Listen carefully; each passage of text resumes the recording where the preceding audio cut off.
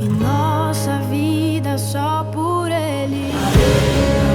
A Ele, e seja que o reino seja em nós, e nossa vida só por Ele. A Ele a honra, a glória e o louvor seja em nós, nossa vida só por Ele. Diante dele nos rendemos, é tudo por Ele, tudo por Ele.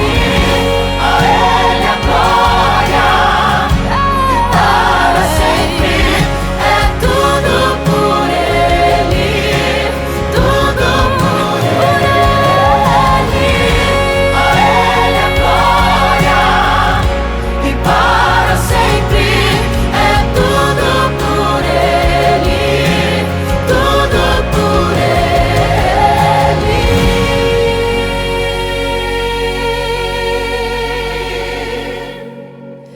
A Ele a honra, a glória e o louvor, que o reino seja em nós e nossa vida só por Ele.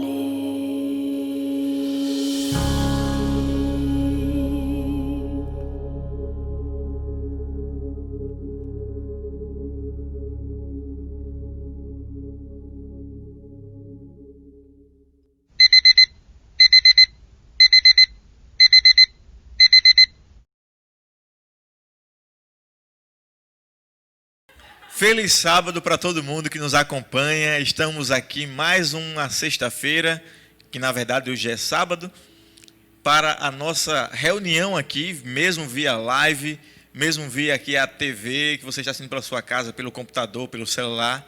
Estamos juntos no Tamo Junto PG Mais Style. Eu quero dizer que é uma alegria recebê-los aqui para que juntos possamos celebrar o amor de Deus. Eu quero iniciar com um texto bíblico que está aqui em Êxodo, capítulo 18, e o versículo de número 17 e número 18. Diz assim, ó: O sogro de Moisés, porém, lhe disse: Não é bom o que fazes, sem dúvida desfalecerás, tanto tu como este povo que está contigo. Por isto é pesado demais para ti. Tu sozinho não o podes fazer. Quando Jétro chegou e viu Moisés liderando todo aquele povo que estava ali sobre a liderança dele, Jétro pensou: desta forma Moisés vai morrer, ele não vai conseguir liderar, ele vai se estressar, vai ficar chateado e vai morrer antes do tempo, não vai conseguir cumprir o que Deus deseja para ele. E então dá a Moisés um conselho: Moisés, você agora tem que dividir o povo, para que o seu fardo seja menor. Você tem que distribuir a sua liderança. E aí Jétro indica que Moisés divida-se em subgrupos. E cada subgrupo deste tenha então um líder específico. E se houver algum problema, este líder daquele grupo específico iria resolvendo pouco a pouco, até por último chegar em Moisés. A ideia do pequeno grupo é esta: é que cada pequeno grupo tenha um líder específico e que este líder do pequeno grupo seja o pastor daquele pequeno rebanho. Se houver algum problema, que esse pastor, dentro do grupo, esse pastor do pequeno rebanho, tente resolver esse problema. Caso não, leve a igreja até chegar ao pastor, para que a liderança seja dissolvida, que a liderança ela seja então capilarizada e todos os irmãos sejam alcançados. Se você não está em um pequeno grupo, tente aí se envolver. Mas pastor, estamos em quarentena, isolamento, como eu faço? Existem vários PGs que estão se reunindo através de rede social, ligações de WhatsApp, pelo Zoom, pelo Hangouts, ou por outro meio, ou por ligação no telefone, não importa a forma. Nós devemos ter um grupo pequeno, um pequeno rebanho para estar juntos, desenvolver os dons e para que todos possam então ser pastoreados.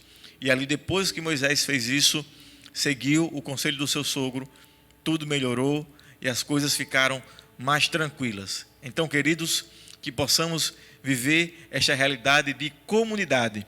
Nós iremos agora ver um testemunho que fala com uma comunidade de um pequeno grupo. É importante. Por isso, acompanhe este testemunho e logo depois do testemunho teremos um louvor especial com Kevin.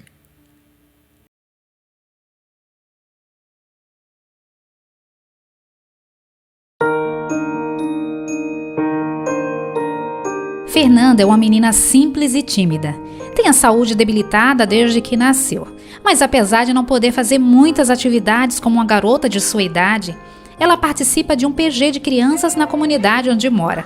Envolvida pelo mesmo sentimento que a trouxe para a igreja e incentivada por sua líder, que a desafiou a ser uma discípula em sua geração, Fernanda convida outras pessoas a conhecerem a Jesus. Eu tenho crianças aqui que são convidadas, que agora estão me deixar, que são crianças que eu não conhecia os pais e que a própria Fernanda que convidou na escola e marcou com as meninas. Ela disse: tia, eu tenho 2 convidadas para você hoje. Aproveitando os recursos que tem à mão, ela compartilha mensagens de esperança entre seus amigos e familiares. Mas sua maior conquista foi através do seu testemunho em sua própria casa. Mas o exemplo da Fernanda, eu tenho certeza que vem, não só o exemplo, como as orações, como ela vem pedindo pela mãe, tudo, fortaleceu muito a decisão da mãe dela. Eu chamei ela para vir para a igreja e ela decidiu se batizar. Ela dizia: mãe, mulher, vamos para a igreja. Eu dizia: eu vou nada. Ela dizia: mulher, bora, mulher, é bom. Aí eu comecei a ir. Depois que ela começou a frequentar a igreja e o pequeno grupo, ela mudou bastante, né? Porque aí Deus até está fazendo um trabalho assim na vida dela, que ela está até se recuperando mais.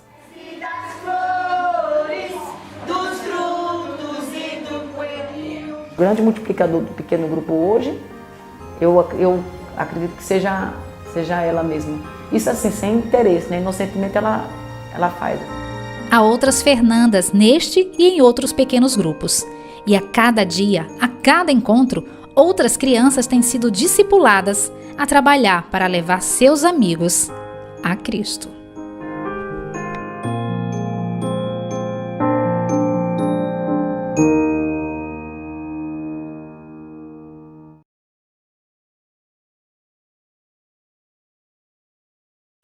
Boa noite, gente. Boa noite, Juscelino. Galera, estamos começando aqui o projeto Tamo Junto PG Mais Tarde. A gente vai começar aqui cantando uma música que fala sobre água, que Deus é uma fonte de água inesgotável, que nada supre a nossa vida a não ser Ele. Que você possa refletir na letra dessa música e vamos lá.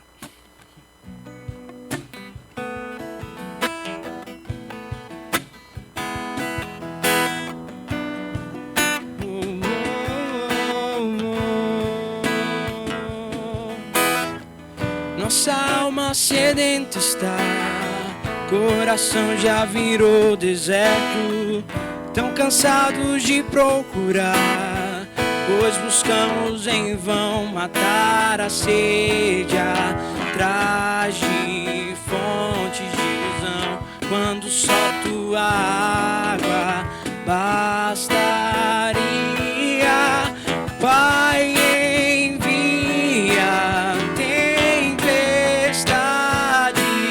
enche até nos transbordar, faz da nossa terra seca outra vez vida brotar, dá-nos água, dá-nos água. Fonte da vida, teu poder nos sustentará. Com a fonte inesgotável, venha hoje nos inundar. Corações que em pedra se fecharam ao ouvirem outra voz, quando só bastaria, Pai, envia tempestade, enche até nos transbordar, faz a nossa terra seca outra vez e dá brotar, dá-nos água, planta em nós tua semente e que cresça o teu querer, que floresça em nós o teu amor. Nas terras sem vida, nós seremos o chão que brota tudo que tu és.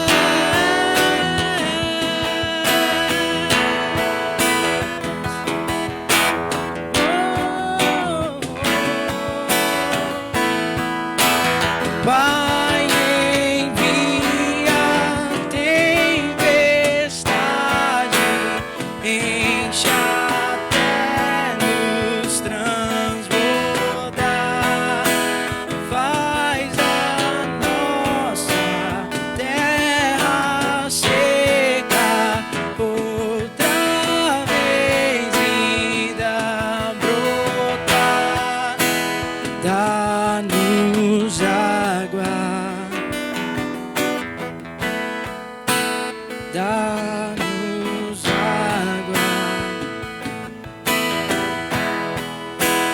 fonte da vida. Amém.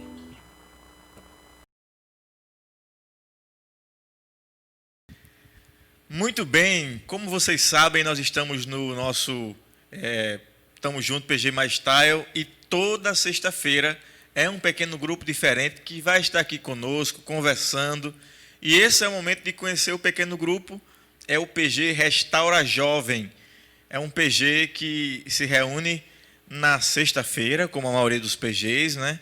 E aí eu queria conversar um pouquinho, apresentar aqui os líderes, né, que já estão à frente. Surgiu aí de vocês, né, o início desse pequeno grupo. Juscelino, feliz sábado para você, Feliz tá bom? sábado. Deus te abençoe, e também a Altaline, a esposa dele. Feliz sábado. Sejam bem-vindos. Conta pra gente, Juscelino, depois a Altaline, como surgiu esse pequeno grupo? Foi iniciativa de quem? E conta um pouquinho como nasceu esse PG.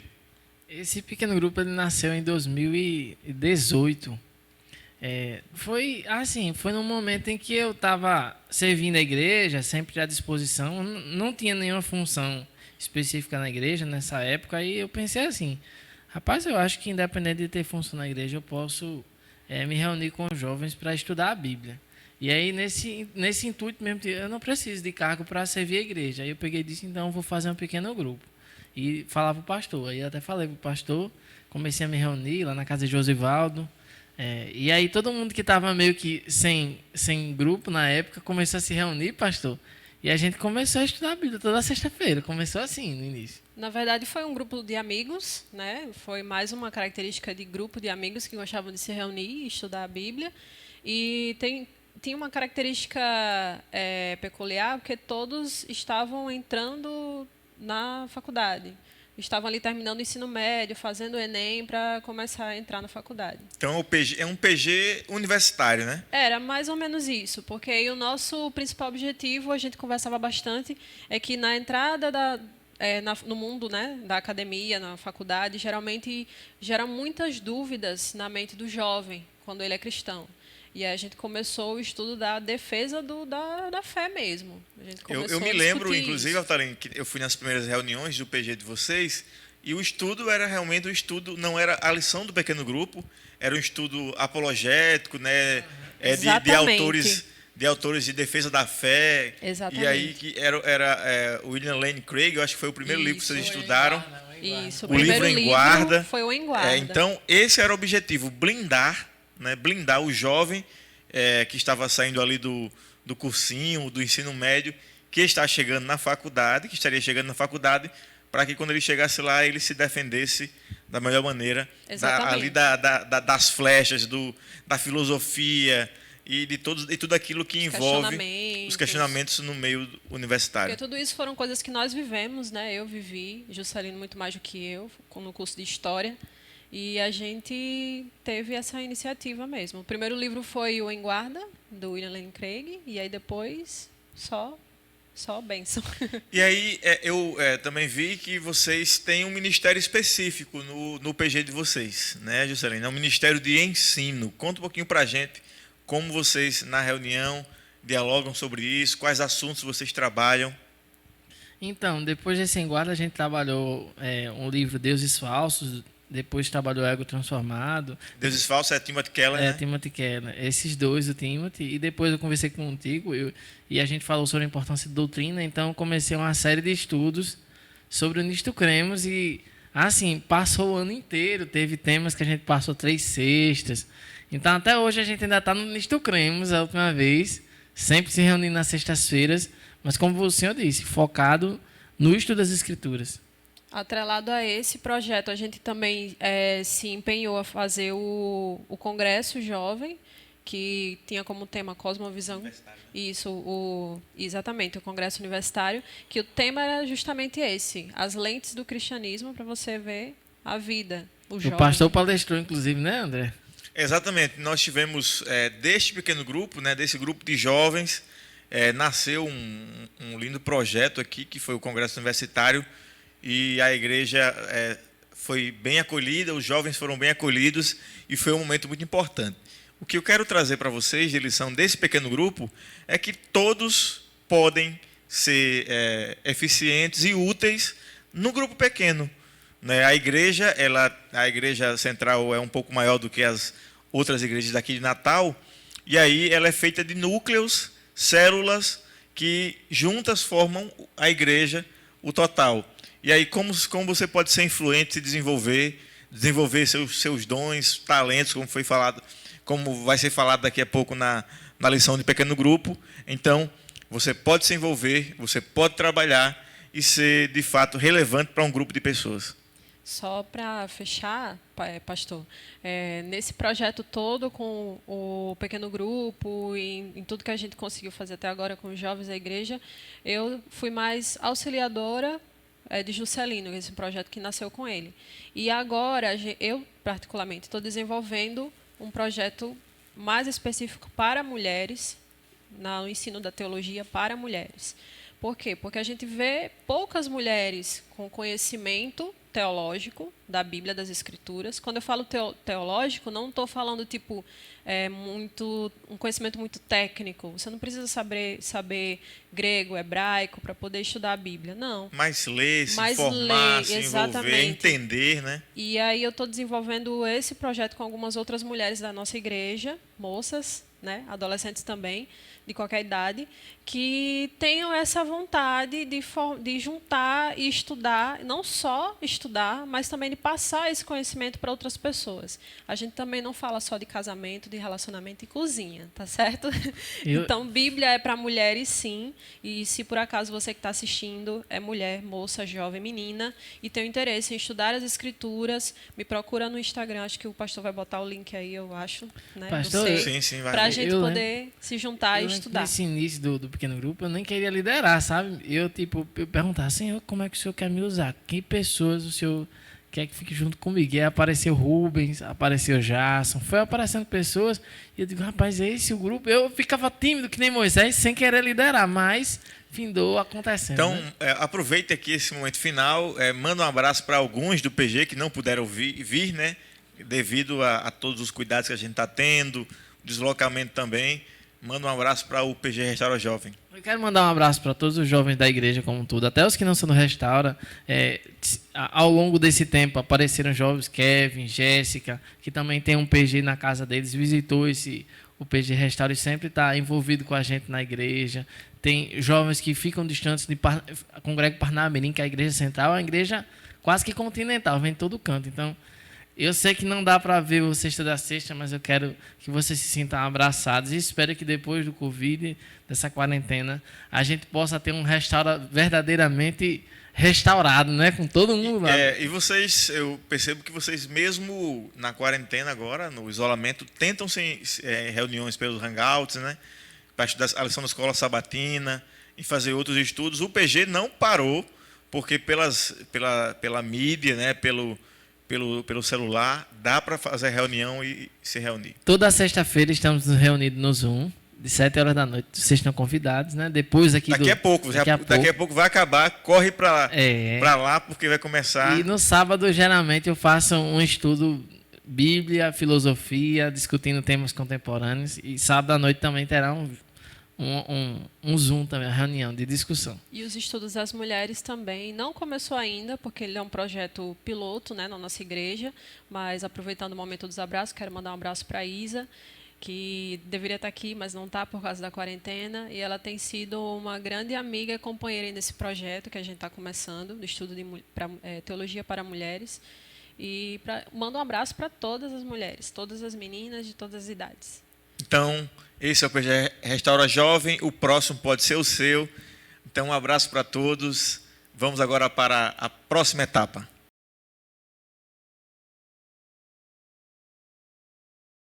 Olá, boa noite a todos. Boa noite. Boa noite. Aqui estamos, eu e Juscelino, aqui da Igreja Central do Ministério Jovem, aqui os outros companheiros do mesmo Ministério Jovem aqui da Igreja Central. Se apresente aqui. Meu nome é Kevin, gente. Eu sou a Jéssica. Então, estão apresentados, né? Aqui nós somos Restaura Jovem, né? Alguns têm PG Jovens em seus domicílios, outros se reúnem aqui na igreja, mas nós somos uma só família. E nesse tempo de quarentena, a convite da Igreja Central, nós viemos aqui representar um pouco dessa força cristã, essa influência enérgica da Igreja Central. E nosso grupo aqui hoje veio falar sobre um tema bem pertinente àqueles que gostam de atuar nas igrejas, que é o tema dos talentos, é o tema dos dons. E antes de mais nada, eu queria que nosso amigo aqui, Kevin, fizesse uma oração, como de costume, né? Vamos lá, gente, vamos orar, vamos falar com o nosso Papai do Céu. Senhor Deus, amado Pai, te damos graças, Senhor, porque o Senhor nos dá a oportunidade de, por meio aqui da conexão da internet, via vídeos, chamadas, muitas coisas estão sendo feitas, Pai, mesmo com as igrejas fechadas. Então, te damos graças por essas oportunidades. No meio dessa pandemia, muitas igrejas foram abertas, na verdade. Cada casa de um filho teu representou uma igreja. E nelas são feitas cultos, louvores, adorações a ti, Pai. Obrigado por isso, Senhor. Te peço que o Senhor conduza esse momento aqui, que a gente possa falar contigo, falar de ti, e que o Senhor possa nos ajudar, Pai. Que possamos ser usados por ti, nos faz sempre os teus instrumentos. Perdoa as nossas falhas, nos dá a tua graça, em nome de Jesus, amém. Então, gente, vamos para o tema da lição de hoje. O tópico do trimestre é Top of Mind, né? Topo da mente, e o título da lição de hoje é Perdendo o Prêmio. O verso áureo está lá em Mateus 25, verso 11. Eu gostaria que vocês abrissem a Bíblia rapidinho para a gente ter acesso a esse verso.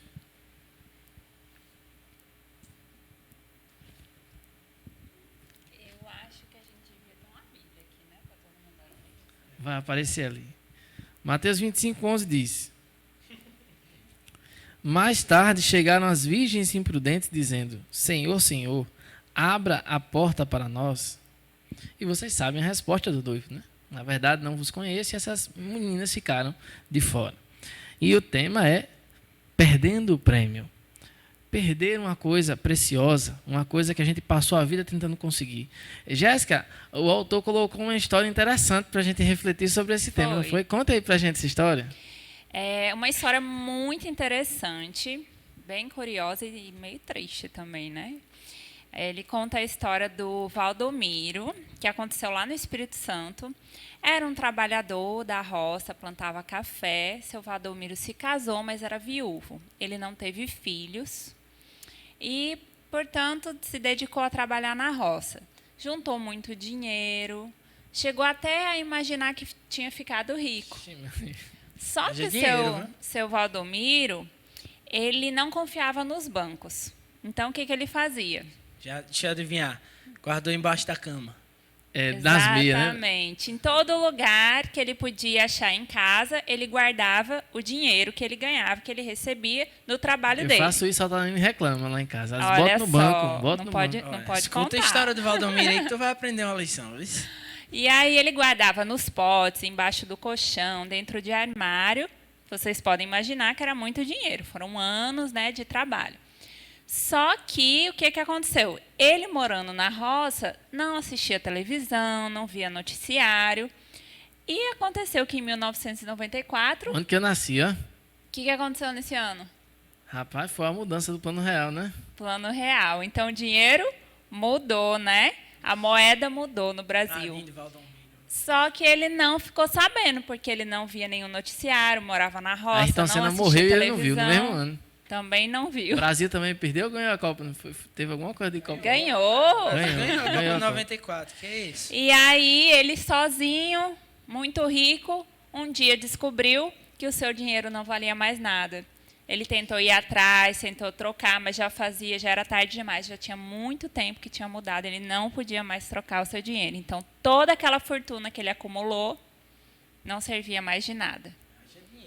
E aí a gente pensa, o que a gente não usa é perdido? É a primeira pergunta, né? O autor quis trazer essa problemática pra gente, né? E aí? E os dons, né? Ele quis perguntar, né? E o que vocês têm? A primeira pergunta que eu quero fazer para vocês, Jorge, primeiro eu vou fazer para Kevin. Kevin, e aí esse assunto dos dons? Todo mundo acha que tem algum dom, com certeza.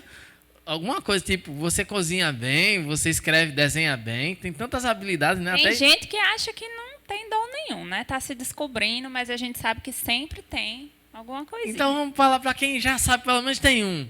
Se a pessoa não usar, é verdade que Deus toma? Ou é verdade que a pessoa adoece? Eu queria que você dissesse aí pra gente. Se adoece, eu não sei não. Eu acho que o tipo de doença que tem é a doença do dom. Você vai ficando sem. Isso é verdade, cara. Eu, pelo menos, acredito que seja verdade. Por quê? Quando você pratica uma coisa, você aperfeiçoa aquilo, né? Pelo menos essa é a ideia. Quanto mais você faz, melhor você fica. E quando você não faz, você vai deixando de ser bom naquilo. Isso é uma lei natural. Digamos que tem aquele ditado, né? Tem muita coisa que é igual andar de bicicleta. Você não esquece nunca. Mas você esquece sim. Por exemplo, eu gosto de cozinhar, gosto de tocar, gosto de cantar, mas tem uma coisa que eu tenho problema é com letra de música. De verdade. Cara. Tem um problema grande. Se eu não cantar a música pelo menos 5 vezes no dia, eu vou errar quando eu for cantar. No outro dia. Então, eu tenho que praticar.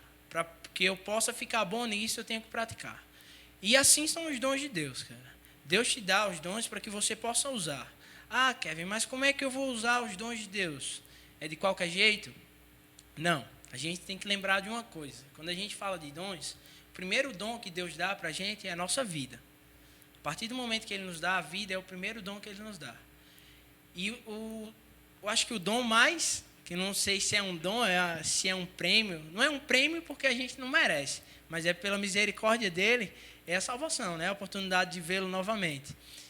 Dali, a gente sabe que Deus nos deu a vida a primeira vez, quando nos criou, e a segunda vez, quando morreu na cruz por nós, certo?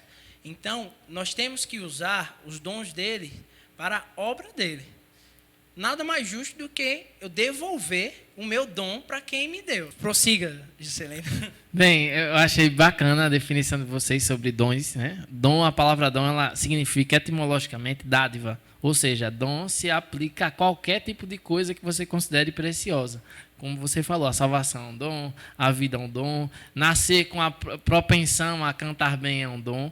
Mas falando especificamente do tipo de dom que a gente tem como habilidade, você falou um ponto-chave. Se a gente não treinar, se a gente não desenvolver, não adianta a gente esperar que aquilo fique bom de uma hora para outra. É tanto que tem gente que não é da igreja, mas faz coisas que você fica, meu Deus, que coisa maravilhosa. Uma orquestra, por exemplo, né, uma pessoa cantando liricamente, aquelas pessoas que estão formadas em música, doutorado em música, que estão aí no mundo inteiro se dedicando e fazem aquilo com excelência, mesmo que elas não estejam orando.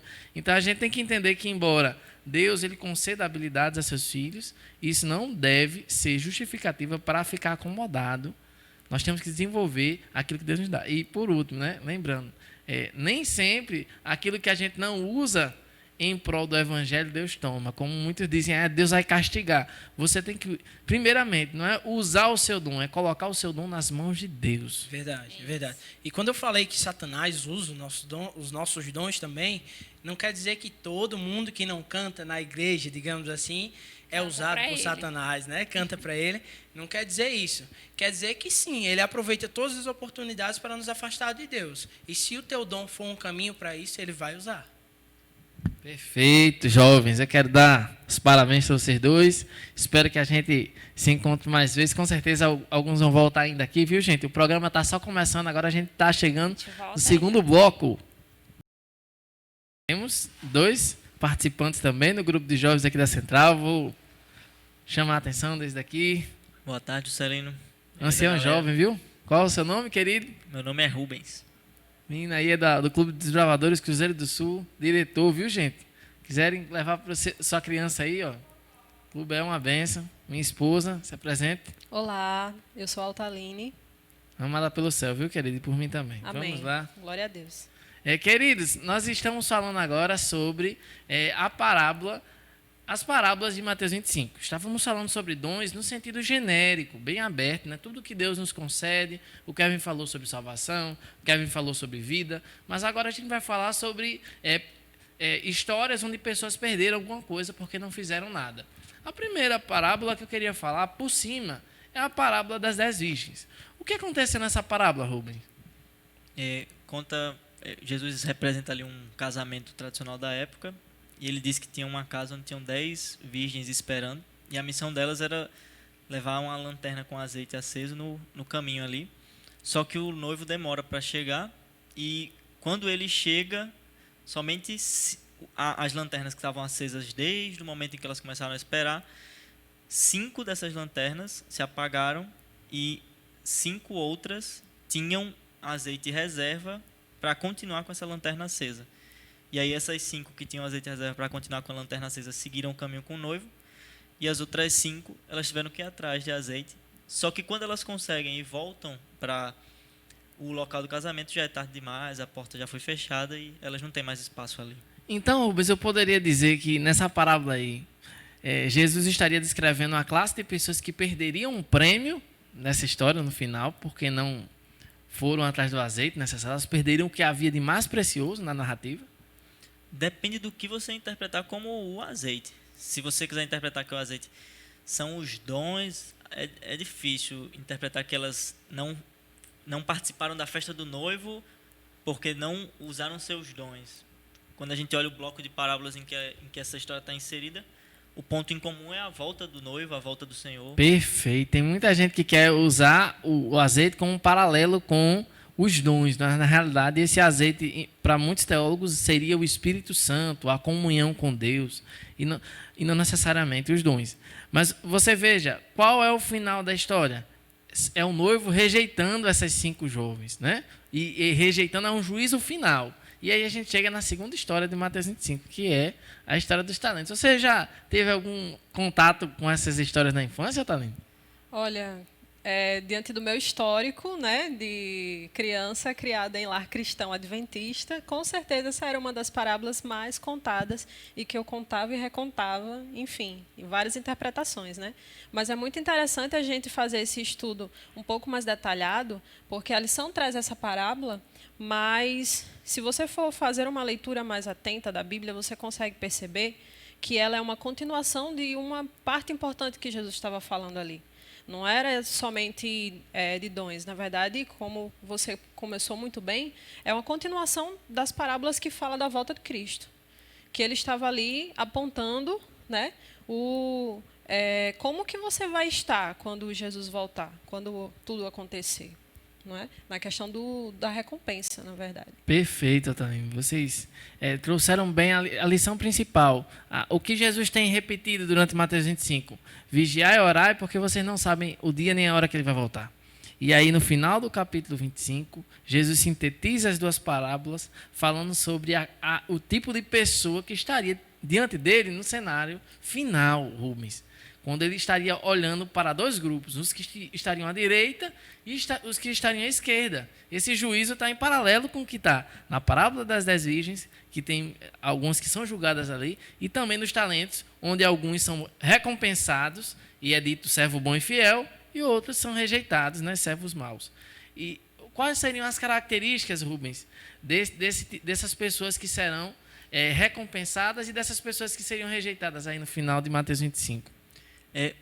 Quando a gente pega as duas primeiras, as características são simbólicas. Assim, os salvos eles não chegaram na porta do céu com uma lanterna acesa. Então a gente pode olhar para a terceira parábola, que é para a parábola do grande julgamento, para poder interpretar realmente as características dos salvos, porque ali ele já está falando realmente da volta de Jesus. E, embora sejamos salvos pela fé, todos aqueles ali tinham uma característica em comum. Quando eles tiveram a oportunidade, eles praticaram a caridade. Eles foram caridosos com quem estava perto deles. E ali Jesus dá vários exemplos de caridade, eu acredito que para pontuar que a caridade é ampla. Nós, em situações diferentes, temos oportunidades diferentes de praticá-la. Perfeito, Rubens. Muita gente acha que o amor é uma característica do pensamento joanino, né? 1 João, aquele que não ama não conhece a Deus. Mas Jesus Cristo ele diz assim, olha, uma das características do povo de Deus no tempo do fim é que eles se importarão muito com as outras pessoas. Eles não serão pessoas egoístas, preocupadas apenas com a própria salvação. Porque quando a gente lê a parábola das 10 virgens, parece tipo, basta eu ter meu azeite que eu estou bem. Eu não preciso me preocupar com ninguém. Então, fique em casa me cuidando. Não vou edificar ninguém. A preocupação é só comigo. Meu azeite. Segundo, os talentos eu enterro. Sou próspero, uso meus dons. Agora, quando Jesus ele traz para o final, ele diz, pelo contrário. As pessoas que estarão salvas não são aquelas pessoas que estão pensando apenas em si, com azeite ou simplesmente com os talentos sendo produtivos, mas são aquelas que experimentaram uma revolução espiritual, onde a salvação dos outros importa, onde cuidar dos outros importa. Isso é uma característica de quem realmente está experimentando um reavivamento verdadeiro. E aí a gente chega na questão, né? Porque quem é reavivado verdadeiramente, ele vai viver servindo a outros. E em outro momento da Bíblia, você lá em Coríntios 13, você consegue ter essa ampla visão dos dons que vão permanecer. Passa tudo, mas o amor é o que vai permanecer. O amor vai... É o dom supremo, né? É o dom supremo.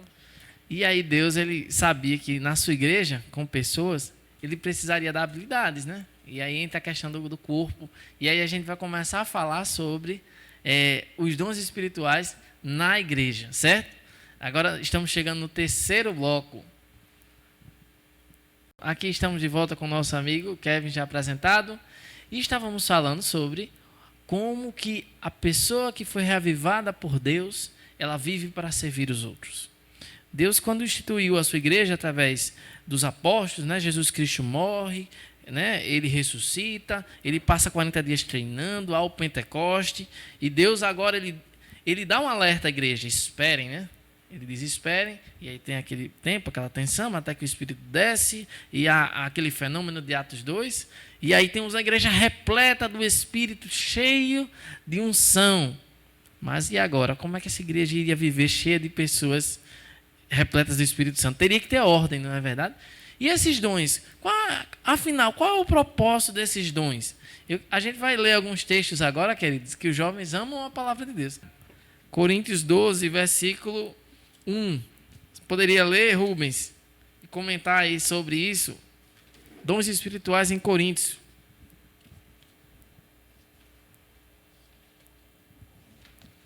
Qual é o versículo que você quer que eu leia? Versículo 1, fica à vontade. Primeiro. Eu posso ir até o final da sessão? Tudo. Tá certo, então eu vou ler aqui. Irmãos, quanto aos dons espirituais, não quero que vocês sejam ignorantes.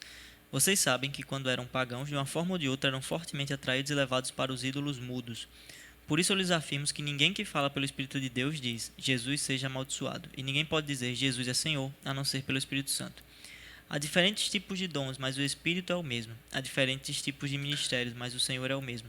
Há diferentes formas de atuação, mas é o mesmo Deus que efetua tudo em todos. A cada um, porém, é dada a manifestação do Espírito visando ao bem comum. Pelo Espírito, a um é dada a palavra de sabedoria, a outro, pelo mesmo Espírito, a palavra de conhecimento, a outro, fé pelo mesmo Espírito, a outro, os dons de curar pelo único Espírito, a outro, poder para operar milagres, a outro, profecia, a outro, discernimento de Espírito, a outro, variedade de línguas e ainda a outro, interpretação. Todas essas coisas, porém, são realizadas pelo mesmo e único Espírito, e ele as distribui individualmente a cada um como quer. E aí, Rubens, a expressão aí que eu ouvi de Paulo, na boca do apóstolo, é bem comum. O que seria isso? Dons para o bem comum, todos dados pelo mesmo Espírito? Isso é super importante porque tem até uma pregação que eu gosto muito do pastor batista Paul Washer, em que ele comenta que o nosso cristianismo atual ele é cultural. Então, assim, nós acreditamos naquilo que nós escutamos nas músicas, naquilo que nós vemos nas estampas de camisetas e não atentamos para o que a Bíblia diz. Então, a nossa visão de dom, de certa forma, também é cultural. Tentamos criar os tipos de dons de acordo com a nossa realidade cultural, que é a igreja, a nossa igreja moderna. E tem os dois clássicos, né, que são pregar e cantar. Todo jovem ou faz um ou faz o outro, e quando não faz nenhum dos dois, ele não tem dom. Ele não acha que tem dom, né? Ele acha que não pode fazer nada na obra, né? Se ele não prega e não canta, poxa, não tenho dom. O Espírito Santo não está comigo. Mas quando a gente vai ver mais à frente de forma mais clara em um verso, aqui já deu um spoilerzinho dessa característica, que os dons são aqueles que são para a contribuição do corpo de Cristo. Então, aquilo que beneficia o corpo de Cristo são os dons dados pelo Espírito, que nós chamamos de dons espirituais, aqueles que beneficiam o corpo de Cristo. E aqui ele lista alguns tipos. Então, veja só, todo mundo pode se considerar abençoado por Deus com alguma habilidade. Cozinhar, né? Hospitalidade, simpatia, tem tantas coisas que aparentemente estão excluídas do convívio social, mas que são importantes e são coisas de Deus que a gente não faz nem ideia. Até ganhar dinheiro pode ser considerado um dom, de certo modo. A questão é, para Paulo, quando você entra dentro da igreja, de alguma maneira Deus vai consolidar uma habilidade para ser utilizada para fins eclesiásticos, fins espirituais. Ou seja, um dom que você já tem na sua vida, agora ele vai passar a ter uma dimensão espiritual. Isso não significa que você não possa usar esse dom no seu cotidiano. Por exemplo, nós temos várias administradoras aqui na igreja, né? As mulheres têm entrado muito nos cursos, tanto mulheres quanto homens, e é uma habilidade importante de liderança, não é verdade, Kevin? Com certeza, com certeza. Sem os administradores, como é que a gente ia organizar as coisas, né? A organização ia vir de onde? Se não tivesse alguém para direcionar cada ponto o que a gente deve e o que a gente não deve fazer. Enfim, o dom que eu acho que não é muito falado é o dom de cuidar, cara. Esse dom é tão bonito porque não é todo mundo que sabe cuidar. Certeza. Sabe? Não é todo mundo que tem essa sensibilidade, delicadeza, né? Essa sensibilidade de falar com você de uma forma que você se sinta acolhido, sabe? Ou de identificar um problema que você tem, mas que outras pessoas não viram, sabe? E esse dom para mim é muito importante, principalmente para a igreja de Deus, porque a igreja de Deus é a igreja que cuida. O apóstolo Paulo vai continuar falando sobre dons. A gente tem outras passagens. Eu queria que Rubens abrisse aí em 1 Timóteo com o Kevin. Kevin, lê-se, né, essa passagem aí. 1 Timóteo 4, versículo 14. 14, né? Lê. Não te faças negligente para com o dom que há em ti, o qual te foi concedido mediante profecia, com a imposição das mãos do presbitério. Então, quem seria esse destinatário aqui? Timóteo era um jovem pastor. Paulo mandou essa carta para ele, falando para ele como deveria ser esse ofício de pastor. E para Paulo, essa habilidade de lidar com pessoas, de ser pastor, era um dom. e que ele deveria levar em consideração, cuidar, porque isso foi dado por Deus. Então a Bíblia trata dons espirituais não como coisas desenvolvidas pelo homem. Você pode cantar bem, mas isso não é um dom espiritual. Dom espiritual é quando Deus, de alguma maneira, atua de modo sobrenatural na sua vida e transforma isso, de fato, em espiritual. Nada é espiritual sem Deus presente. Entende? Então, você pode fazer bem uma coisa, mas essa coisa não é espiritual. Pode levar as pessoas, mas não ser espiritual. Diga. É aquela diferença, né? Que você tem, aquela pequena diferença entre a habilidade e o dom espiritual. Aquilo que você usa, assim, da forma que você colocou, para mim, é uma habilidade que você desenvolveu, praticando. Não quer dizer que o dom espiritual você também não vai desenvolver praticando. Mas existe uma pequena diferença. Você consegue notar, cara, quando uma coisa é usada, digamos que, não vou dizer da forma correta, mas para Deus, você consegue notar a diferença da imensidão do dom. Não só para as pessoas, mas como para você mesmo. Eu tiro que, para mim, eu passei um ano, eu acho, fora da igreja e eu não parei de cantar e tocar sempre, mas a imensidão que se fazia dentro de mim quando eu cantava lá fora, sem ser para Deus, é completamente diferente da forma quando eu canto, e eu canto para Deus. Eu canto um louvor, eu canto uma letra que algum amigo me mandou, que tem uma mensagem que vai tocar alguém. Para mim é completamente diferente, sabe? É como se eu sentisse Deus me atravessando e chegando na pessoa através de mim. Eu acho, você deu a entender que, tipo assim, quando nós não usamos o dom, aí você usou a expressão meio assim, tipo, não é nem o mal, tipo, não é nem usar bem, usar para Deus. Eu acho que a gente não deve ter medo, sabe, de dizer que usar aquilo para Deus é o que Deus quer, sabe? Porque, assim, o texto aqui diz assim, não negligencie. Se ele não usasse, se Timóteo não usasse aquilo ali, a sua eloquência para ensinar os irmãos, aquilo seria negligência. Assim, ele poderia se tornar um grande político na cidade dele e sair por aí dedicando horas e horas do seu dia para convencer pessoas de que, sei lá, a distribuição de impostos pelo Estado para os pobres seria algo muito bom, e ele com certeza seria muito louvado na cidade se ele fizesse isso, mas isso seria negligência, porque aquele dom, Deus tinha uma intenção com aquilo, ele queria que almas fossem salvas, que é a maior beneficência que nós podemos dar ao mundo. E um dom, né? E aí, Rubem, você está entrando num tema que os reformadores tratavam da seguinte maneira, o conceito de vocação. Cada indivíduo, de certo modo, tem uma vocação, uma coisa que Deus comissionou.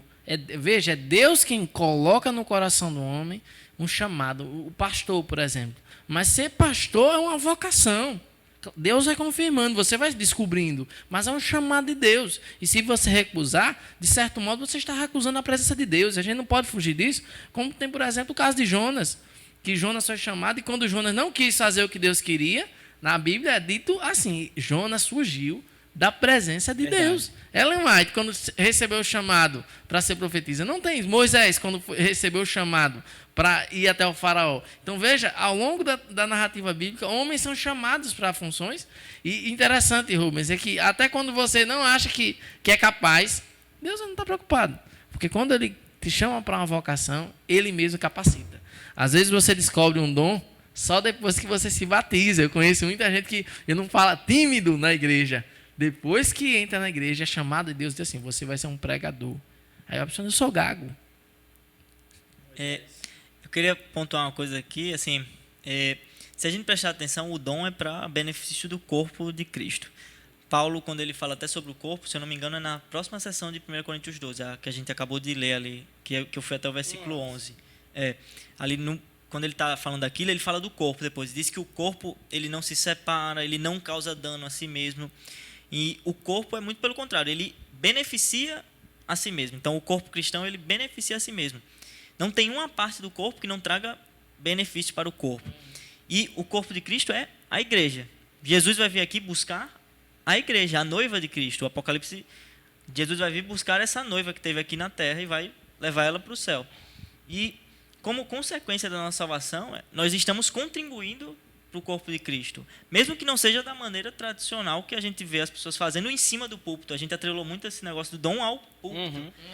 Mas nenhum cristão ele está sem um dom espiritual, uma forma de contribuir para o corpo de Cristo. Todos os cristãos estão juntos, edificando o corpo de Cristo. Quem está ligado na videira é usado por Deus, né, Kevin? É verdade. É como eu falei dos outros dons, que eu falei do dom de cuidado. Além do dom de cuidado, existem vários outros dons que são manifestados na igreja, na obra de Deus, né?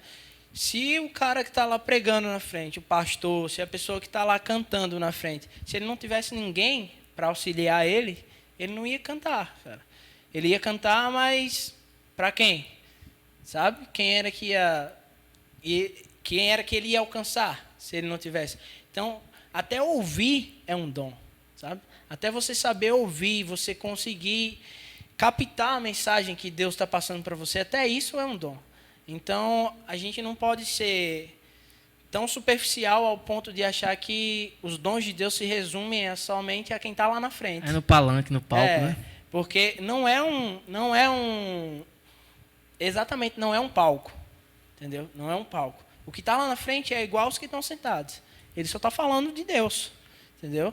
Então, a gente tem que largar essa ideia de que os dons são somente as pessoas que vão lá na frente e cantam, porque isso não existe. Não existia na igreja de Atos, lá que é uma igreja exemplo para a gente, e não existe ou não deve existir na nossa igreja de hoje. Interessante que João Batista recebeu uma eloquência enorme, né? Mas quando Jesus Cristo apareceu, ele disse que ele cresça e que eu diminua. Jesus Cristo poderia ficar vivo até o momento em que a igreja se levantasse para ele pegar o glamour da igreja, dizer eu que fundei a igreja. Mas ele morreu para deixar outros levantarem ela. Não importa, Ellen White foi usada, ela não tinha nem 25 anos, a menina jovem, 16 anos, foi chamada, uma mulher no meio do século XIX fez uma revolução espiritual no movimento batista. E está aqui a igreja adventista com um monte de jovens sendo usados pelo Espírito. Isso foi revolucionário. Isso acabou com as estruturas do evangelicalismo do século XIX. Muita gente saiu seguindo esses jovens. E, poxa, deveriam ser pessoas experientes, doutores em teologia. Já existia um monte de reformado teólogo lá, mas uma frieza. Mas Deus reavivou aqueles que tinham pouco. Por quê? Porque o Espírito Santo era a única coisa que importava para confiar nas palavras de alguém. E Ellen White, sem conhecimento jovem, foi usada por Deus. E Deus pode usar qualquer um, mulher, menino, adulto. E hoje, o que precisamos de novo é de um novo Pentecoste. Nós precisamos não de muita gente habilidosa, precisamos de muita gente dependendo do Espírito, porque dependendo dele, Amém, a igreja será abençoada. Agora vamos levar para as conclusões finais. Quais seriam as palavras que você diria, Rubens, para quem está nos assistindo aí, para quem acompanhou, qual seria a síntese, o resumo que você queria deixar para essa galera que está nos assistindo? Eu acho que o mais importante é a gente prestar atenção em duas coisas. A primeira é que tudo vem de Deus, não tem nada que você tenha de bom que não venha de Deus. Se você sabe fazer conta de matemática, isso é um dom de Deus, porque foi Ele quem deu a inteligência para que você fizesse isso. E a segunda é que dom espiritual não é nem qualquer coisa e não é nem somente uma coisa. Dom espiritual é tudo aquilo que contribui para o crescimento do corpo de Cristo. Então, se aquilo contribui para o crescimento do corpo de Cristo, independente da forma como é, aquilo é um dom espiritual. Agora, se não adianta a gente ficar tentando fazer encaixe para que as pessoas se sintam bem, porque aquilo não veio de Deus para essa função. Veio para outras funções que vão ter outros propósitos. E você, Kevin? E meu apelo hoje é para que a gente saia desse achismo de achar que somente quem vai à frente tem oportunidade, ou somente quem está ali no púlpito ou está gravando, participando de alguma gravação, como a gente está agora, tem o direito de falar de Deus ou de receber o Espírito Santo. Não. Vamos lembrar do principal exemplo que Deus nos deu. Ele não escolheu reis, ele não escolheu príncipes para sentar ao lado deles. Ele escolheu pescadores, que eram as pessoas, digamos assim, uma das pessoas menos respeitadas na época que Jesus viveu. Então ele escolheu pessoas sem conhecimento e capacitou aquelas pessoas. Então não desacredite. Uma das coisas mais interessantes do movimento reformado, né, de Lutero, foi o questionamento da falsa dicotomia entre atividades seculares e atividades religiosas. Para muitos padres da época, somente aqueles que agiam espiritualmente eram os clérigos. Era como se ser um pai ou ser uma mãe fosse uma atividade que não glorificasse a Deus. Somente os clérigos estariam atuando para Deus. Mas Lutero questionou isso severamente, dizendo que um dos ofícios mais sagrados da existência humana era ser um pai de família, ser um marido, né? E que essa instituição era uma das grandiosas formas de glorificar a Deus. Hoje, a nossa igreja ela carece de lares bem fundamentados. Muitas vezes são heterossexuais, são, na regra, superficialmente tudo perfeito. Mas dentro daquela instituição, os princípios básicos de respeito e amor não são respeitados. E é por isso que há uma decadência das famílias e a igreja é uma consequência dessa vivência que existe nos lares. Portanto, temos que tirar a ideia de que simplesmente o púlpito é o lugar de edificar Deus e retornar à ideia dos reformados de que através dos nossos ofícios básicos, de ser uma dona de casa, de ser uma boa esposa, você está glorificando a Deus tanto quanto aquela que está cantando no púlpito, embora não tenha um palanque. Mas o Espírito Santo começa a atuar na comunidade, não é dentro do prédio que os ímpios estão fora e não querem entrar porque não se vestem parecido com a gente. Mas a vizinhança da gente, ela nos observa como você falou. Então, retornar a ter uma visão de igreja dentro da vida real é essencial no nosso tempo. Paulo, quando chega lá em Romanos 12, eu queria finalizar minhas palavras dizendo isso, ele fala, não vos conformeis com este mundo, mas experimentais qual seja a boa, perfeita e agradável vontade de Deus, através do quê? Da renovação da mente. E aí, amém. Paulo, ele vai falar sobre características negativas de pessoas que não se importam com as outras e fala dos salvos, daqueles que amam, daqueles que vivem a servir, daqueles que não são orgulhosos, são humildes. Então, essas coisas elas estão sendo necessárias nesse tempo. O mundo precisa de sensibilidade, mas precisa também da mensagem de arrependimento acompanhada da unção. E eu acredito que todos nós aqui estamos nesse grupo aqui, cada um colaborou, vamos pedir agora a Deus, através de uma oração, Rubens vai fazer, para que a gente possa clamar o Espírito nas famílias que estão nos assistindo e na Igreja Central, durante todo esse período de quarentena, Rubens, e quando voltar, que a gente volte a agir e mostre os frutos do Espírito Santo. Amém. Oremos. Querido Deus, eu sei que nesse momento de quarentena, alguns cristãos têm sofrido um pouco, eu sei que o diabo tem atentado muito nas nossas vidas íntimas, porque agora só ficamos em casa praticamente. Tudo que fizermos ninguém vai ver. Primeiramente eu quero te pedir para que o Senhor venha estar conosco nesse momento, para que possamos vencer as nossas lutas íntimas, para que possamos glorificar a Ti nesse momento tão importante, porque nesse momento ninguém vai nos ver, que possamos glorificar a Ti da maneira mais simples possível, que é dentro do nosso coração. Eu quero te pedir também para que o Senhor oriente cada pessoa que está assistindo, cada jovem da nossa igreja, a maneira como ele pode contribuir com o corpo de Cristo. Que saia da nossa cabeça essa palavrinha dom, que nós tenhamos no nosso coração a definição bem clara e bem consciente de que estamos contribuindo para o corpo de Cristo. Que cada um de nós possa saber como o Senhor quer que nós contribuamos para o corpo de Cristo. Que cada um possa ser uma peça importante do corpo e aceitar sua função, independente de onde o Senhor colocar. Mostra isso a cada um e faz com que possamos, em comunhão com o Teu Espírito, aprender essa verdade e descobrir o plano que o Senhor tem para nós, a nossa função. Em nome de Jesus, amém.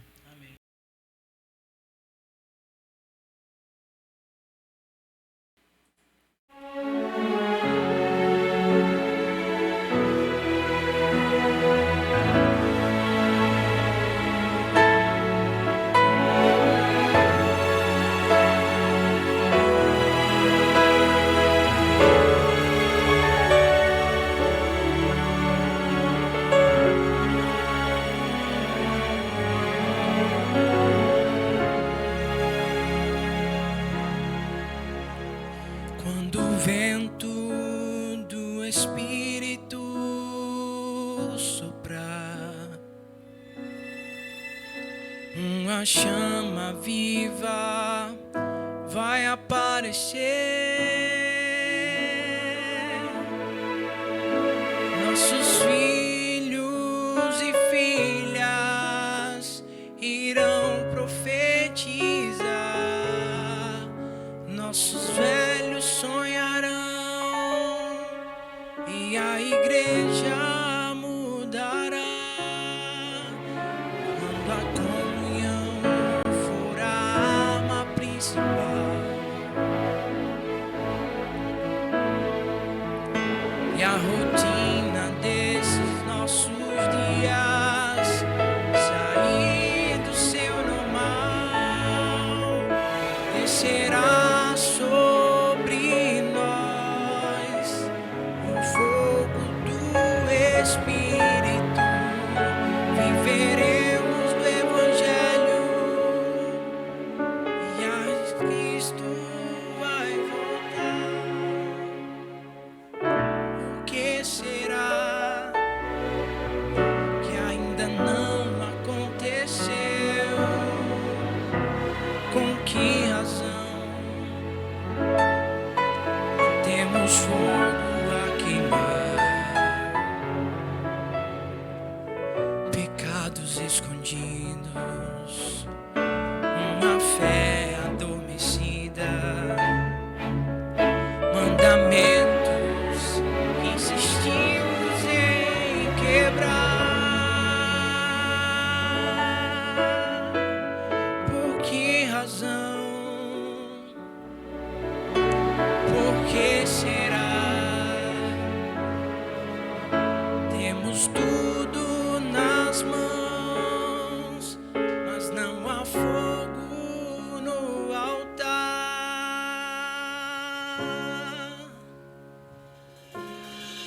Quando o vento do Espírito soprar, uma chama viva vai aparecer. Nossos filhos e filhas irão profetizar, nossos velhos sonharão e a igreja mudará. A comunhão for a arma principal e a rotina desses nossos dias sair do seu normal, descerá sobre nós o fogo do Espírito, viveremos do Evangelho e Jesus Cristo vai voltar. Viveremos do Evangelho e Jesus Cristo vai voltar.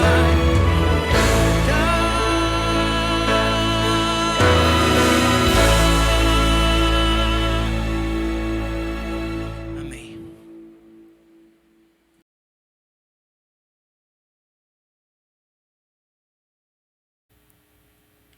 Muito obrigado, Kevin, pela linda música.